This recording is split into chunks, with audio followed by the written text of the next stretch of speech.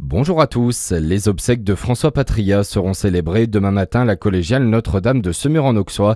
Le sénateur et ancien président de la région Bourgogne est décédé le 19 août dernier des suites d'un grave accident de vélo. De nombreuses personnalités politiques sont attendues en Côte d'Or pour ce dernier hommage. Emmanuel Macron sera notamment présent et il doit prendre la parole pendant la cérémonie. Et avant cette journée de demain, c'est l'heure de la rentrée pour le gouvernement. Emmanuel Macron convoque ce matin un conseil des ministres après les vacances. Il s'agit de la dernière rentrée pour le chef de l'État. Et parmi les dossiers chauds, le budget 2027, bien sûr. Déjà hier, l'insoumis Jean-Luc Mélenchon a promis la censure au gouvernement Le Cornu. La maire de Dijon désapprouve la venue de Patrick Bruel. L'artiste visé par plusieurs enquêtes pour viol et agression sexuelle doit se produire le 23 octobre prochain au Zénith de Dijon. Nathalie Kenders qualifie même d'inappropriée la présence sur scène de Patrick Bruel face au nombre de plaintes et à la gravité des faits dénoncés.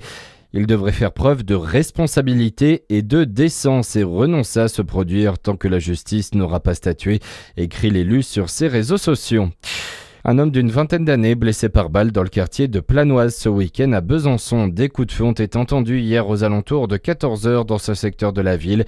La victime a été prise en charge par les secours et transportée au CHU de Besançon. Son pronostic vital n'est pas engagé. 2 hommes ont été interpellés et placés en garde à vue. Des investigations sont en cours.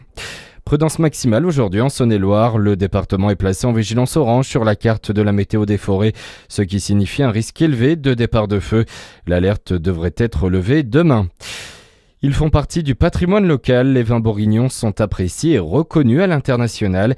Cette année encore, les domaines de la région sont à l'honneur dans le guide des meilleurs vins 2027.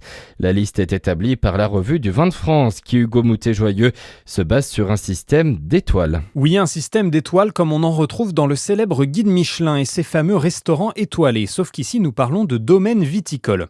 Cette année, 16 domaines bourguignons entrent dans le guide, 4 obtiennent une première étoile, 9 une deuxième étoile et seul un domaine obtient une troisième étoile. Il s'agit du domaine Arlot à Moret-Saint-Denis. Notons également que la Bourgogne est l'une des régions comptant le plus de domaines 4 étoiles qui figurent dans le guide avec 11 détenteurs. On retrouve par exemple le domaine Armand-Rousseau ou le domaine Leroy. Seule la région de Bordeaux fait mieux avec 12 châteaux à 4 étoiles. Et peu importe le nombre d'étoiles, on rappelle bien sûr que l'alcool est à consommer avec modération. Et puis du football, pour terminer ces infos, le Paris Saint-Germain débute sa saison en Ligue 1 par un match nul. Les Parisiens ont été accrochés sur la pelouse de Rennes hier soir en clôture de la première journée. Score final 2-2 entre les deux équipes en Bretagne. C'est l'Olympique de Marseille qui est en tête au classement ce matin à l'issue de ce premier week-end de Ligue 1. Voilà pour l'essentiel de l'actualité. À suivre votre météo sur Fréquence Plus.